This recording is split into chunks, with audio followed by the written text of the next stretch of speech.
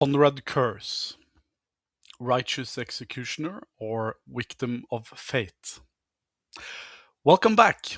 Today we're diving into a name that makes every loyalist's blood boil. Konrad Curze, the Night Haunter. Most people dismiss him as a madman, a sadist, and a traitor. But what if I told you that Curze was the only Primarch who was actually honest? What if I told you that in a galaxy drowning in hypocrisy, he was the only one who did exactly what was necessary? Loyalists love to preach about Gulliman's laws or Dorn's fortifications, but let's be real. The Great Crusade was a bloody conquest, plain and simple. Curse was just the only one who didn't hide behind golden armor and noble speeches. He used fear to save lives. While other legions spent months grinding a planet to dust, the Night Lords would flay one corrupt governor, broadcast it to every screen, and the world would surrender by morning. So, who's the real monster? The one who kills thousands in an honorable war, or the one who kills one in the shadows to prevent it? Nostramo and the logic of terror. To understand why Curse did nothing wrong, we have to look at Nostramo. He landed in a sunless hellscape ruled by criminal syndicates. He had no father to guide him, only agonizing visions of a dark future. Curse taught himself that order can only exist through absolute terror. He cleaned up Nostramo. He brought justice to a world that didn't know the meaning of the word. The real tragedy starts when the Emperor finds him. The Emperor saw what Curse had done and essentially said, "Perfect. This is exactly what I need." He gave Curse a legion and told him to do the same to the galaxy. Curse became the Emperor's official boogeyman. He did exactly what he was designed for. When his brothers later looked at him with disgust, it wasn't because his methods failed. It was because he was a mirror reflecting the darkest parts of their own work. Fatalism and the ultimate vindication. Here is the part that really stings for the loyalist fans. Curse's unwavering belief in fate. He saw his own death at the hands of his father's assassins long before it happened. He didn't believe he had a choice. Every horrific act was done because he believed the future was written in stone. As he famously said, death is nothing compared to vindication. He allowed himself to be killed to prove he was right, to show that the Emperor was exactly the monster Curse always claimed he was. By sending Shen to execute him, the Emperor confirmed Curse's entire worldview, that the Imperium is built on nothing but fear and execution. Curse wasn't crazy. He was just the only one who saw the truth of the Imperium from day one. So before you call him a villain, think about the hypocrisy of the other Primarchs. Think about a system that creates a weapon, uses it to conquer a galaxy, and then discards it when it becomes too uncomfortable to look at.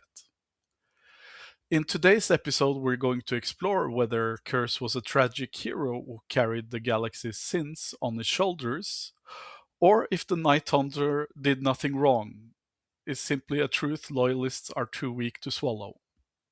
Let's get into it. The philosophy of fear, efficiency versus honor. Let's start with the big lie of the Great Crusade, the idea of a clean and or honorable war. When the Ultramarines or the Imperial Fists arrived to bring a world into compliance, they brought compliance through massive orbital bombardments, trench warfare, and millions of casualties. They called it bringing civilization. Curse looked at this and saw it for what it was, a waste. A waste of life, a waste of resources, and a massive lie. The Night Hunter's philosophy was simple. If you kill 1,000 people in a town square in the most horrific way possible, the rest of the planet will never pick up a gun. He traded a few thousand lives for billions. From a purely mathematical and utilitarian standpoint, Curse was the most humane Primarch of them all. He ended wars before they truly began. The Mirror of the Emperor. Critics loved to say Curse was a sadist, and sure, he wasn't exactly a saint. But who created him? The Emperor didn't make Konrad Curze to be a diplomat like Fulgrim or a poet like Sanguinius. He made him a terror weapon. Think about the psychological toll of being the person who has to do the dirty work so your brothers can keep their capes white and their consciences clear. Curse was the Imperium's shadow. He did what the Emperor knew needed to be done, but didn't want to put in the history books. To call Curse a monster is to call the Emperor a monster. And that's why loyalists get so angry. He is the living proof that the Golden Age was built on a foundation of flayed skin and screams. Nostramo, the perfect laboratory. Look at his homeworld. Nostramo, it was a planet of pure, unadulterated crime. No sunlight, no hope, just the strong preying on the weak. Curse didn't have the luxury of being a noble king. He had to become a nightmare to stop the nightmares. And it worked. Under the Night Hunter, Nostramo became the most orderly, crime-free planet in the sector. Did he use evil methods? Yes, but he achieved a good result: peace. The tragedy is that the Imperium taught him that his methods were only okay as long as he was pointing them at someone else. When his own planet fell back into chaos while he was away fighting for his father, Curse realized the truth. Humanity only listens to the whip. And he was the only one brave enough to hold it. The Curse of Foresight. The Slave to Destiny. The Prison of the Mind. Now, let's talk about the real tragedy of Konrad Curze. Most Primarchs were gifted with superhuman strength, intellect, and psychic prowess.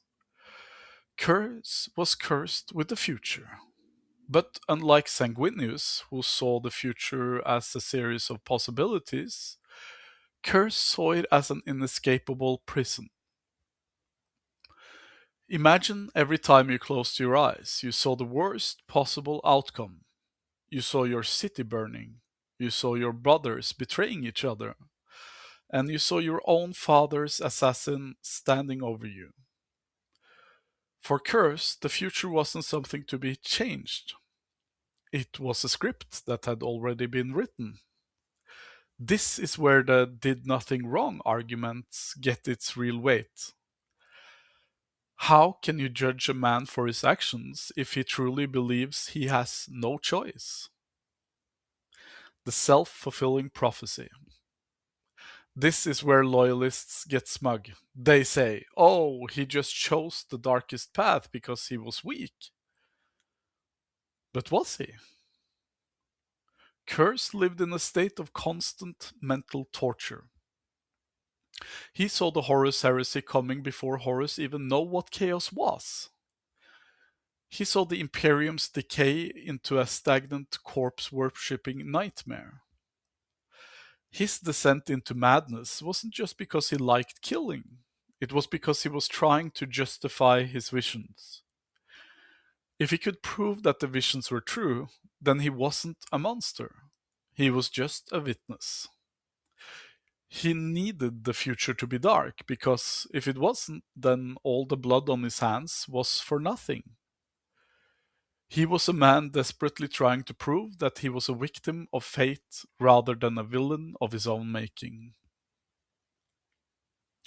The contrast with Sanguinius. We have to compare him to the angel, Sanguinius. Both saw their own deaths. Sanguinius chose to hope. Curse chose to embrace the inevitable. But here's the kicker. Was Curse wrong? Look at the 41st millennium. Is it the bright future Sanguinius hoped for? Or is it the grimdark, blood-soaked hellscape Curse predicted? History proved Curse right. The Imperium is a regime of terror. The Emperor is a silent god of death. Curse didn't fall to chaos because he wanted power. He fell because he realized that the side of light was just as dark as he was. He was just the only one who didn't wear a mask. The hypocrisy of the high and mighty. The glass houses of the Primarchs. Let's talk about the noble brothers, the one who looked at Curse with disgust while their own hands were dripping with just as much blood. You have Rogel Dorn, the Emperor's loyal son, who would level entire cities with artillery and call it fortifying. You have Leman Russ, who called himself a king, but acted as the Emperor's attack dog, slaughtering his own brothers when told to. The only difference between them and Curse: marketing. They dress their violence in the language of duty, honor, and the greater good. Curse was the only one who didn't lie to himself. He knew that what they were doing was mass murder, and he didn't feel the need to put a shiny gold medal on it. The confrontation, Dorn and the truth. The turning point for Curse was his confrontation with Rogel Dorn. When Curse, plagued by visions of the heresy, tried to warn his brother about the coming darkness, what did Dorn do? He didn't listen. He didn't offer help. He reacted with violence. He struck Curse down and called him a traitor for simply speaking the truth. This is the ultimate loyalist sin: willful blindness. Dorn and the others couldn't handle Curse because he was a mirror. He showed them exactly what they were: genocidal warlords. By shunning him, they weren't taking a moral high ground. They were just trying to protect their own fragile egos. They forced Curse into isolation, and then they had the audacity to act surprised when he finally snapped. They didn't hate him because he was a monster. They hated him because he was an honest one. The Great Crusade's dirty little secret. The Night Lords were sent to the most rebellious, stubborn sectors for a reason. The Council of Terra knew exactly what Curse was doing. They counted the compliance rates, they saw the efficiency, and they cheered. As long as the Night Haunter was bringing worlds into the fold, the Imperium was happy to look the other way. It was only when the Crusade neared its end that they decided Curse was problematic. They used him as a tool to build their empire, and then they tried to break that tool when it became socially inconvenient. If Curse did nothing wrong, it's because he was only following the blueprint the Emperor gave him. The hypocrisy of the Primarchs isn't just a character flaw, it's the reason the Imperium deserved to burn. Death is nothing compared to vindication, the ultimate win.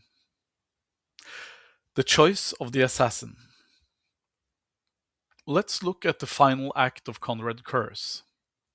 This is the moment that separates him from every other traitor. He didn't die in a desperate battle, and he wasn't hunted down like a beast. He invited his death. He sat on his throne of bone on the world of Tsagualsa and waited for the Calidius assassin Mshen to arrive. Why? Because his death was his greatest victory. By allowing the Emperor to kill him, Curse proved his point once and for all. If the emperor was truly the father of justice and the beacon of hope, he would have shown mercy or offered redemption. Instead, the emperor sent a murderer to kill a murderer. In that moment, the emperor became exactly like Curse. He used the shadow and the blade to solve his problems. Curse died with a smile on his face because, in his final breath, he was vindicated. The legacy of the Knight. Loyalists will tell you that the Night Lords are a broken, scattered legion of cowards and scavengers. But look at the state of the 31st millennium.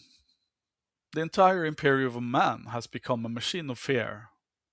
The Inquisition flays souls, the ecclesiarchy burns heretics, and the common citizens lives in a state of constant terror.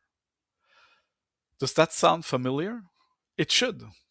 It's the world Konrad Curze built on Nostramo. The Imperium didn't defeat the Night Haunter. They became him.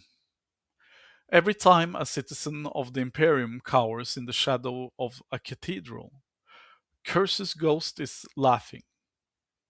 He didn't need to win the Horus Heresy because he had already won the war for the soul of humanity. He knew that compliance through fear was the only way the human race could survive, and the modern Imperium is the living proof that he was right.